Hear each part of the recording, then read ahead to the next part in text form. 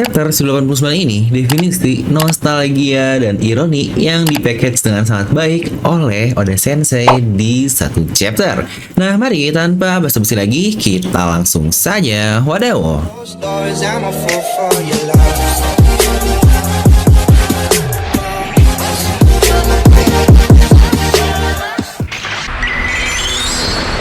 Nah, Garciplaster review sini kali ini seperti biasa kita akan membahas ringkasan lengkap beserta raw-nya untuk One Piece chapter 1089. Jadi pastikan kalian tonton video sampai habis ya agar tidak ada informasi yang miss dan juga setengah-setengah. Yuk, let's go. Siapkan kopi, jilawani besar, pasang headsetnya, ambil posisi PW, and wadidaw. Nah, di mana hal menarik yang kita dapatkan pertama adalah cover majalah Shonen Jump minggu ini, di mana terlihat trio-trio dari serial Shonen Jump yang ada digambar menjadi cover majalah tersebut. Mulai dari adanya Asta, Yuno, dan Nolela, juga ada Gojo, Yuji, dan Okotsu, dan tentu saja karakter kita Luffy, Sanji, dan Zoro plus Chopper di paling depan. Yang senang nih fanboy Sanjay nggak kesalip lagi kan sama Jinbe yang akhirnya di sini dia masuk bertiga dengan Luffy dan Zoro. Dimana untuk cover request sendiri berisi pelayan sapi yang sedang memberikan surat cinta kepada Nami, yang ternyata itu adalah surat cinta yang diberikan oleh Sanji yang dia pun dengan sangat malu bersembunyi di luar kafe tersebut. Nah, kita langsung masuk ke isi chapter ya, dimana chapter dimulai dari desa Fuchsia, dimana Wolf Slap alias kepala desa dia membaca berita terkait Garp di surat kabar. Dia percaya jika Garp pasti akan baik-baik saja. Di mana anak Makino pun dia tertawa ketika melihat foto Luffy di surat kabar tersebut, yang ini lagi-lagi foto biasa ya, bukan foto Gear 5-nya.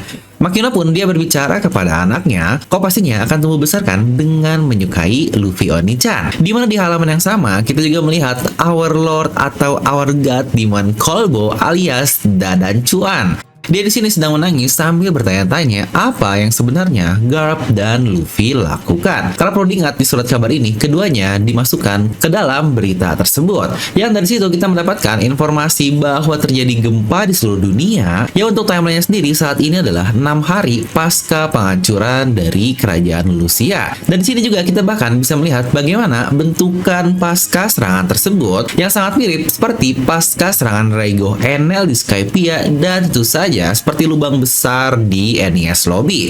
Di mana pasca gempa tersebut di seluruh dunia kita bahkan diperlihatkan keadaan di beberapa daerah seperti Wano Kuni, Kano Kuni, Iceberg di Water 7, Hina di markas besar angkatan laut, lalu juga Imu di Marijois pun diperlihatkan, Labun, Impel Down, Lojuton, dan bahkan kerajaan Kamabaka. Yang sebenarnya jika kalian sadari itu hal yang sangat luar biasa. Yang bahkan pasca hal itu banyak seluruh pulau di dunia ini yang tenggelam karena katanya air laut naik sebanyak 1 meter. Yang wah, ini definisi kacau parah. Dan kembali ke desa Fuchsia, di sini pun Wolf Slap terlihat dengan sangat panik karena pasang di pesisir pantainya semakin tinggi. Duh, gara-gara pelajarin di teknik lautan ya, jadi cukup mengerti lah ya terkait masalah kenaikan air laut seperti ini yang dampaknya bukan main-main. Tetapi yang lebih gila adalah jika kalian sadari kenaikannya itu bukan cuma terjadi di daerah dekat Pulau Lucia saja, yang notabene Lucia ini terdapat di daerah New World, tetapi bahkan sampai ke daerah Grand Line, yang bahkan East Blue pun berdampak dari satu serangan tersebut. Entah lagi-lagi apakah itu hanya pasca satu serangan saja atau ada dampak lain yang sebenarnya terjadi di dunia ini. Yang sejujurnya lagi-lagi ini pasti akan menjadi isu global yang sangat luar biasa di serial One Piece, yang lagi-lagi inilah One Piece di mana semua hal terjadi secara paralel dan bukan linear di karakter utama saja. Di saat karakter utama sedang melakukan suatu, daerah dunia lain di seluruh One Piece yang sangat-sangat luas sekalipun sedang terjadi sesuatu. Tapi oke lah, let's go. Kita akan lanjut dulu dan langsung berpindah ke Pulau Egghead. Di sini kapal perang angkatan laut sudah mengelilingi seluruh pulau, di mana Kizaru pun dia menghancurkan satu senjata monster laut yang menyerangnya dengan beam biasalah dengan sangat mudah. Dan ada alasan juga kenapa Kizaru masih tidak menyerang, karena dia ingin meminimalisir kerusakan yang ada di pulau tersebut. Di sini Kizaru dia menelpon Sentomaru dan memintanya untuk menyerah, tetapi tentu saja Sentomaru menolak hal itu. Dimana sambil mereka berkomunikasi, Kizaru dengan santainya dia sambil makan mie guys di dek kapal perang tersebut. Ini Admiral apakah pada suka ramen atau gimana ya? Karena Fujitora pun sering terlihat lagi makan ramen. Di sini kita bisa melihat sedikit flashback di mana Kizaru muda sedang mendemonstrasikan mengeluarkan beam dari telunjuknya yang sepertinya ini sudah lama banget ya karena Sentomaru terlihat masih bocah. Yang berarti Kizaru juga dia memakan Pika-Pika no Mi di waktu yang sudah sangat lama. Di sini Sentomaru pun melanjutkan, Paman Pang berhasil menciptakan laser pasifista dengan mempelajari kemampuanmu itu dan saya tidak percaya kalau kau sendirilah yang akan datang untuk membunuhnya.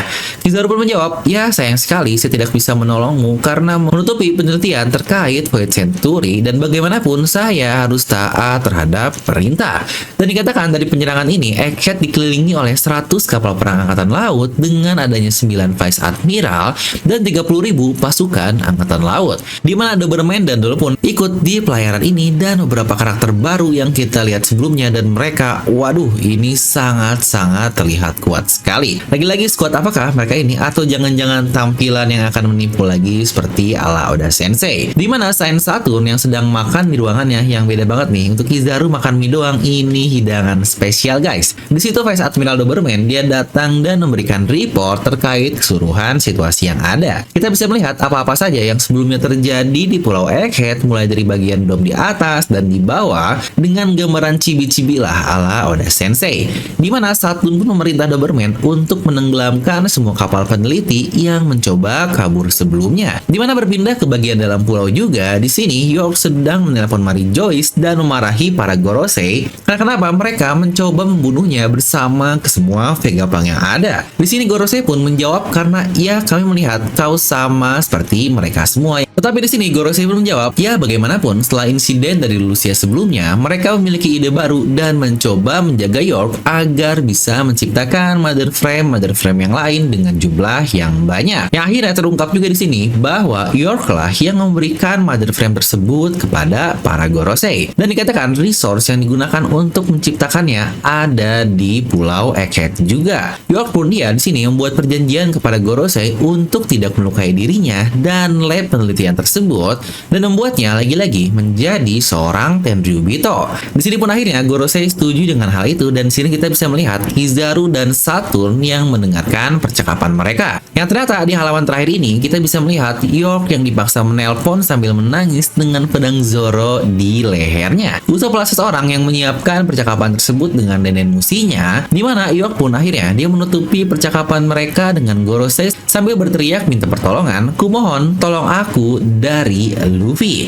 Di sini para Gorosei, Saturn dan Kizaru semuanya pada kaget karena awalnya mereka mengira jika York ini sudah berhasil mengalahkan mereka semua menggunakan para Seraphim yang ada dan akhirnya menelpon ke Mary Joyce. Yang ternyata yang terjadi adalah hal sebaliknya. Di mana kita juga bisa melihat seluruh kru dari topi jerami yang sedang makan santai di belakang mereka ada Bone, Vegapunk asli, bahkan Lucci pun ikut bersama mereka. Di sini pun Nami berkata, oh jadi seperti itu. Saya akhirnya mengerti semua yang sedang terjadi di sini. Vegapunk pun mulai mengerti dengan situasi yang ada dan Bone pun berkata jika ini benar-benar insiden barikade dan Luffy yang seperti biasa saya tidak begitu mengerti tetapi kita hanya perlu menggunakannya sebagai tameng saja kan. Yang wah ini wadidaw banget lah. Sepertinya prediksi kita di spoiler kemarin cukup tepat ya. Terkait timeline untuk waktu ini adalah H+1 pasca hari sebelumnya karena seperti yang sudah dibahas juga kok berita kekalahan Garp sudah tersebar sih di surat kabar seluruh dunia karena dari kata-kata narator di tepat chapter kekalahan Garp di 1088 dia beritahukannya berita besok insiden ini akan tersebar yang ternyata timelinenya juga sama dengan Luffy yang sebelumnya kita ketahui sedang kerepotan di Pulau Egghead ternyata terkonfirmasi di chapter ini dengan mereka yang sudah dalam keadaan yang sangat berbeda. Lagi-lagi kita mendapatkan gap 1 hari di mana insiden Egghead yang sudah terjadi dan akhirnya tersebar ke seluruh dunia. Serta pertanyaan besar kita sebelumnya juga, ini Kizaru dan Saturn mereka ngobrol dalam Egghead kah alias di bagian bawahnya, atau mereka di kapal mereka masing-masing? Karena bukan nggak kita juga tahu Egghead sedang dilindungi oleh para pasifista dan robot-robot buatan Vegapunk agar dapat selamat, yang bahkan Mark III pun pastinya akan membuat mereka semua sulit untuk dikalahkan. Yang ternyata benar saja, mereka semua masih merencanakan sesuatu dan belum menginjakan kaki di Pulau Egghead. Yang bisa dibilang mereka semuanya masih menunggu yang wah ini pasifista benar-benar akan menjadi pertahanan yang sangat gila. Dimana lagi-lagi pertanyaan kita semua pastinya adalah apa yang akan terjadi kepada semua Seraphim sebelumnya? Kenapa York tahu-tahu sudah kalah saja? Karena terlihat ya di bagian sini semua yang terlibat dalam keadaan babak belur loh, mulai dari Zoro, Luffy, Nami, dan beberapa yang lainnya. Jadi pasca pertarungan dengan para Seraphim sebelumnya pun masih ada, iyalah masih satu hari juga. Yang bahkan jika kalian perhatikan trio ini selalu di paling depan nih, Luffy, Zoro, dan Nami, di mana di belakangnya ada Jinbei dan Sanji. Serta apakah ada yang sadar kita kehilangan satu karakter kita lagi yang seperti biasa, dan itu adalah Robin Chuan. Yang apakah jangan-jangan lagi-lagi dia sedang meneliti sisa Pulau Egghead ini, terutama terkait Fate Century bersama para cloningan yang lain seperti Lilith dan kawan-kawannya, yang kira-kira kemana mereka semua. Yang kemungkinan juga di chapter depan kita akan mendapatkan seluruh recap untuk game satu hari tersebut, dan sepertinya masih banyak juga sih hal yang tidak tercover di ringkasan chapter ini yang pastinya akan kita bahas di video review seperti biasa hari Jumat nanti. Jadi pastikan subscribe, jangan sampai lupa lah untuk channel Devil No Me ini. Dan minggu depan kita akan libur lagi untuk One Piece-nya, karena di sana memasuki Golden Week ya, kita tahu lah di awal Agustus kan di negeri Jepang sana pasca penyerangan dari bom atom. Jadi pastinya mereka juga akan membuatnya menjadi hari nasional. Nah, jadi itu ada video kali ini. Kalian bisa tuliskan pendapat kalian di kolom komentar di bawah. Dan seperti biasa, semoga kalian terhibur dengan video ini. Like aja kalau kalian suka, dislike aja kalau suka. Jangan lupa untuk subscribe dan juga share video teman kalian. Gue Devil No pamit, and I'll see you guys next time.